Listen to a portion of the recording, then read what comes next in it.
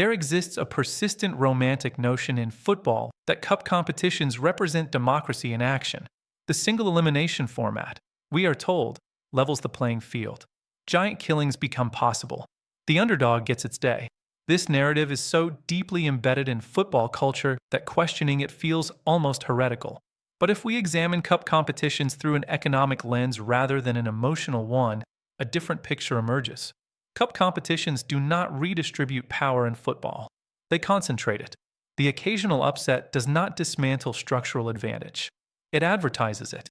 What appears to be a fair system is actually a mechanism that allows extreme inequality to persist by offering the illusion of possibility. Consider what fairness would actually require. True competitive balance demands that resources, preparation time, squad depth, and institutional knowledge are distributed evenly among participants. Cup competitions do the opposite. They create a framework where teams with vast economic advantages can absorb the risks of single elimination formats, while teams without those advantages must gamble everything on isolated moments. The architecture of modern cup competitions reveals this clearly. When a small club faces a superclub, they are not meeting on neutral ground. They are entering a contest where one side can feel the reserve team worth more than the other's entire operating budget for a decade.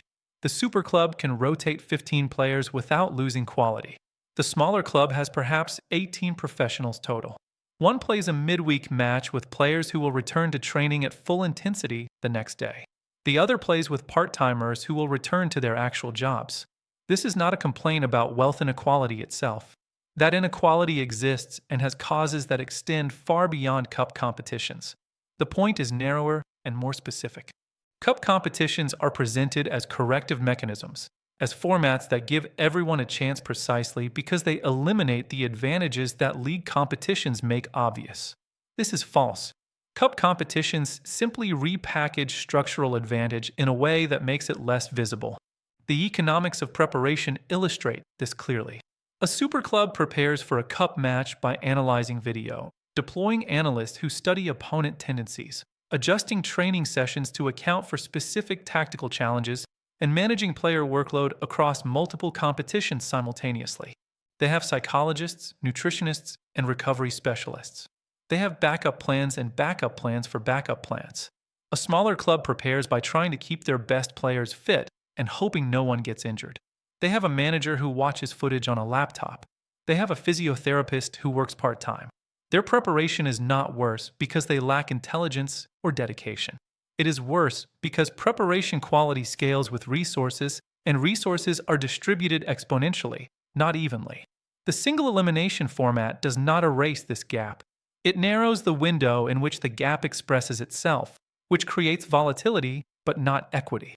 A smaller club can win a single match through luck, through one moment of brilliance, through a referee's error, through a superclub's complacency. These victories are real. They matter to the people involved, but they do not represent a fair contest. They represent variance. Variance is not the same as fairness. Fairness implies that the better prepared, better organized, more tactically sophisticated team wins most of the time because those qualities are accessible to all participants. Variance implies that unpredictable factors occasionally override systematic advantages. Cup competitions celebrate variance and call it fairness. This creates a useful fiction for the powerful. The existence of giant killings allows football's governing structures to claim that the system is open, that anyone can win, that merit matters more than money. Meanwhile, the actual distribution of trophies over time reveals the truth. The same small group of clubs wins almost everything. The upsets are memorable precisely because they are rare. Rarity is not evidence of fairness. It is evidence of its absence. The financial structure of cup competitions reinforces this pattern. Prize money from cup competitions flows disproportionately to teams that advance deep into the tournament, which are almost always the teams with the most resources to begin with. A smaller club that achieves an upset in an early round receives a financial boost, but that boost is a tiny fraction of what the defeated superclub earns from other revenue streams in the same period. The victory is celebrated, but it does not change the underlying economic relationship. More importantly, the superclub that loses an early cup match does not suffer meaningful consequences. They refocus on the league or on other competitions. Their institutional stability is not threatened. Their ability to attract players and investment is not damaged. The loss becomes a footnote. For the smaller club, the cup run might represent the highlight of a generation.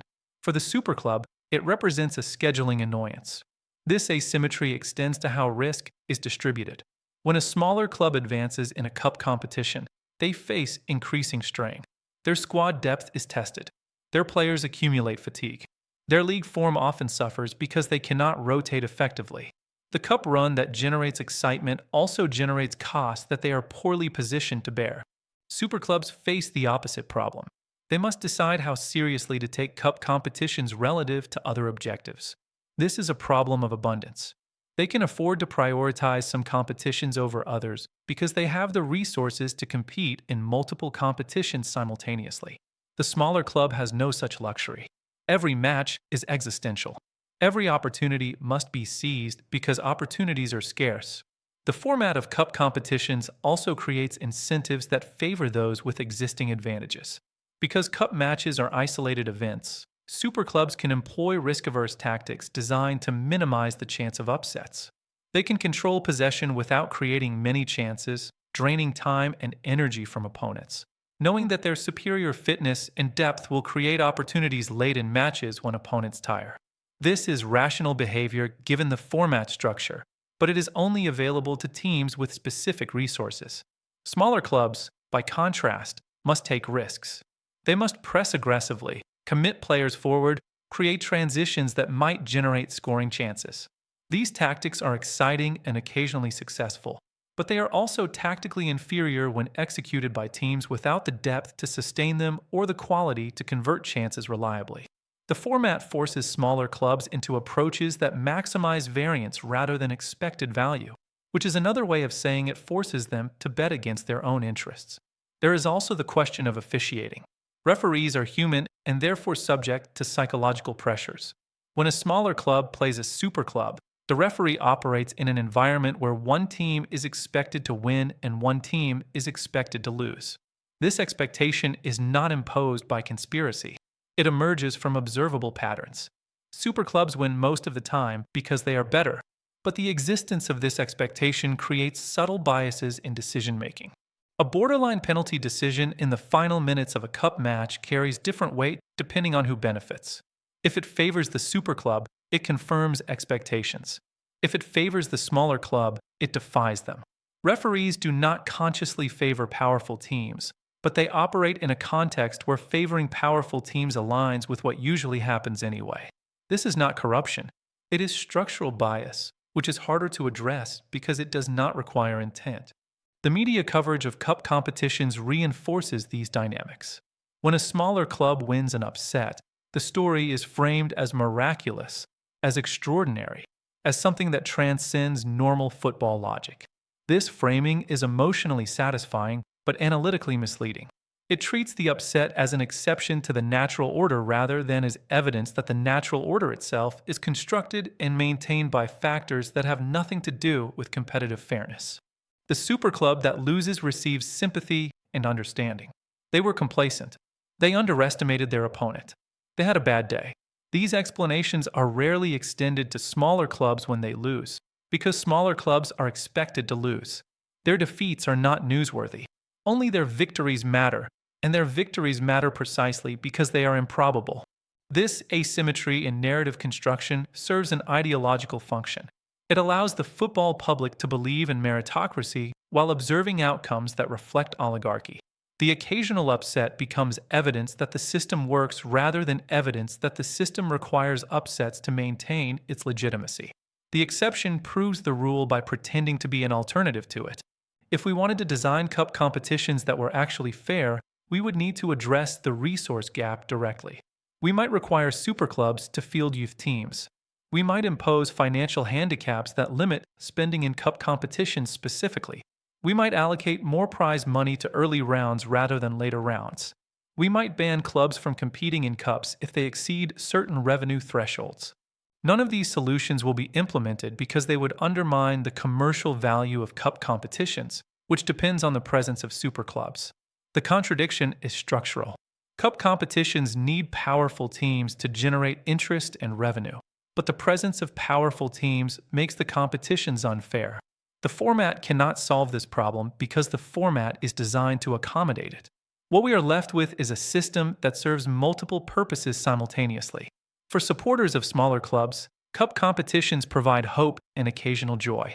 For superclubs, they provide opportunities for silverware and revenue.